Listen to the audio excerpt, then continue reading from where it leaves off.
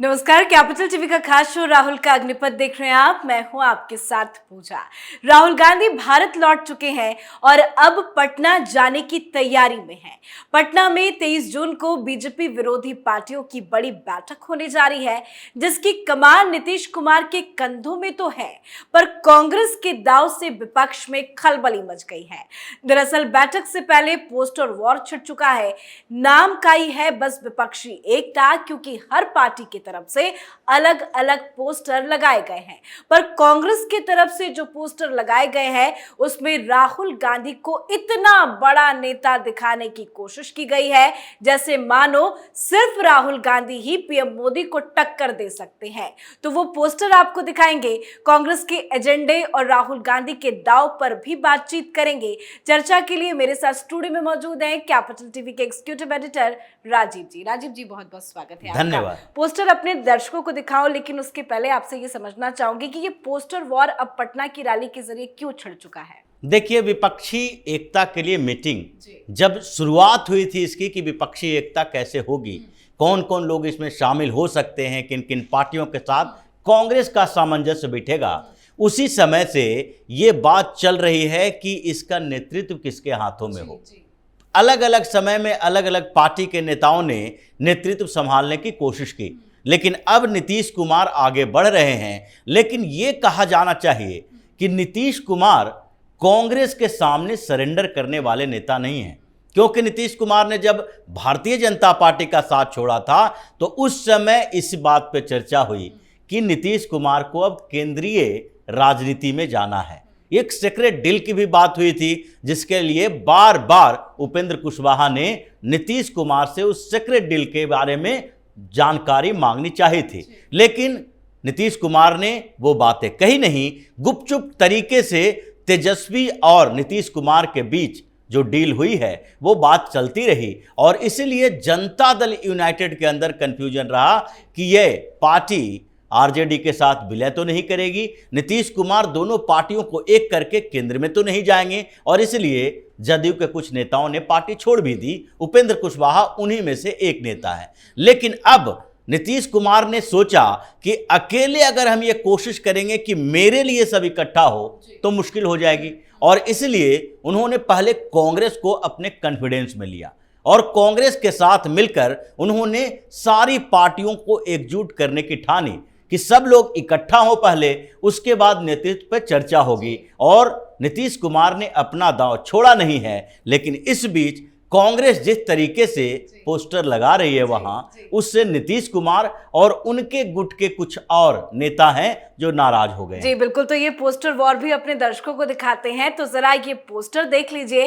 बैठक से पहले कांग्रेस अपने प्रदेश कार्यालय सदाकत आश्रम को तो चमकाने में लगी है, पर पटना के कई चौक चौराहों पर राहुल गांधी के कई पोस्टर्स लगाए गए हैं। कुछ पोस्टर्स पर लिखा है नफरत के बाजार में मोहब्बत की दुकान, तो कुछ पोस्टर्स पर राहुल गांधी फ्लाइंग किस देते हुए नजर आ रहे हैं। आखिर कांग्रेस इस तरह से राहुल गांधी को प्रेजेंट कर क्या मैसेज विरोधियों को देना चाह रही है? देखिए, ये जो मीटिंग हो रही है ये भारतीय जनता पार्टी और मुख्यतः प्रधानमंत्री नरेंद्र मोदी को चुनौती देने के लिए है। सारी जो विरोधी पार्टियां हैं जो भारतीय जनता पार्टी के खिलाफ है, वो ये चाहती है कि हम लोग एक दूसरे के साथ हों, यानी कि 1 to 1 फाइट हो भारतीय जनता पार्टी से।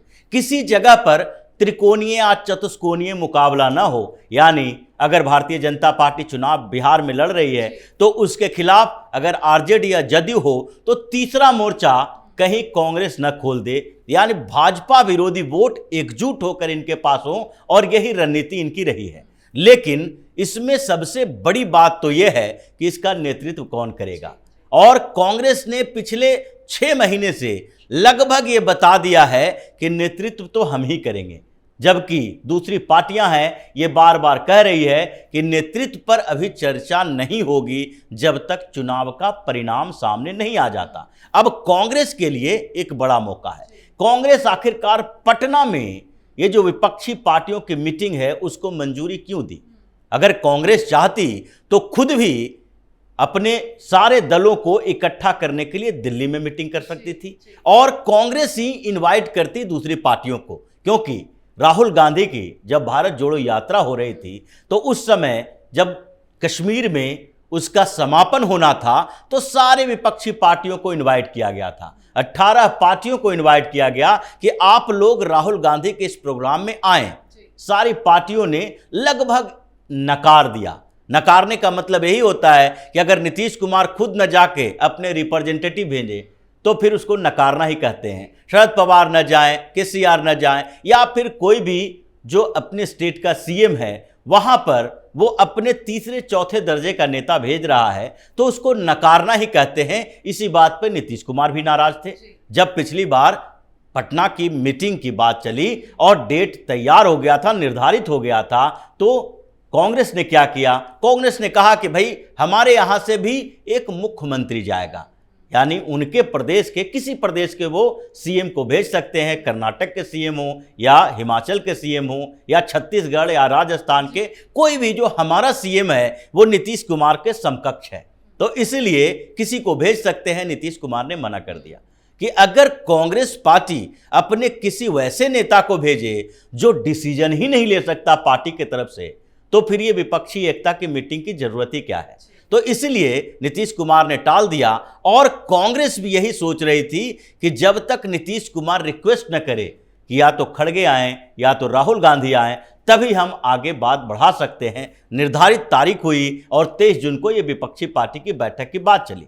लेकिन अब कांग्रेस के पास एक नया दांव था कि वहां पर जो बैठक हो रही है सारी रीजनल पार्टियां हैं। कांग्रेस है जो एक स्टेट नहीं बल्कि नेशनल पार्टी है। ऐसे नेशनल पार्टी के तौर पर तो आम आदमी पार्टी का भी दर्जा मिल गया है, लेकिन ये नेशनल लेवल पर अगर साउथ से नॉर्थ तक हर जगह कुछ ना कुछ प्रेजेंस है तो फिर कांग्रेस पार्टी की ही है। तो ये इस बात के लिए तैयारी कर रही थी कि वहां पर अगर राहुल गांधी जाएं तो सारे दूसरी पार्टी के नेताओं के धूमिल हो जाएं अपने चेहरे, और केवल राहुल गांधी ही विपक्षी एकता की इस मीटिंग में दिखाई पड़े। पटना उतरते ही उनके भव्य स्वागत के नाम पर शक्ति प्रदर्शन की तैयारी। क्या पीएम की दावेदारी की तैयारी है? बिल्कुल। ये राहुल गांधी वहां पर जो जाने की बात हो रही है, या फिर अगर राहुल गांधी नहीं गए दूसरे भी गए, तो भी वैसी स्थिति में पूरे पटना में राहुल गांधी के पोस्टर लगाए जा रहे हैं अलग अलग अंदाज में।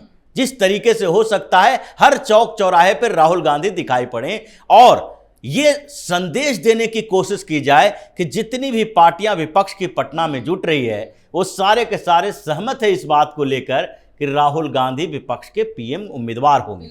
अब यही बात है जो नीतीश कुमार सहित कई पार्टियों को खटक रही है। कुछ पार्टियां हैं जो कांग्रेस के सामने सरेंडर कर चुकी है, जैसे डीएमके। स्टालिन को यह नहीं लगता है कि हम किसी भी स्तर पर, अखिल भारतीय स्तर पर हमारी ऐसी पहचान है कि हम पीएम की दावेदारी कर सकते हैं, वो कांग्रेस के सामने सरेंडर कर चुकी है। या फिर साउथ की दूसरी पार्टियां हैं, कम्युनिस्ट पार्टियां हैं। अब कम्युनिस्ट पार्टी के साथ कांग्रेस का अलग अलग राज्यों में अलग अलग व्यवहार है, लेकिन फिर भी कम्युनिस्ट पार्टी को यह नहीं लगता कि हम किसी भी स्तर पर कांग्रेस का मुकाबला कर सकते हैं विपक्ष में नेतृत्व को लेकर। तो उनके अलावा कुछ और नेता हैं जो पिछले 2 सालों से कहीं न कहीं अपने उस पीएम कैंडिडेट बनने की महत्वाकांक्षा को दिखाते रहे हैं। ममता बनर्जी उसमें है, अरविंद केजरीवाल उसमें है, शरद पवार उसमें है, नीतीश कुमार उसमें है।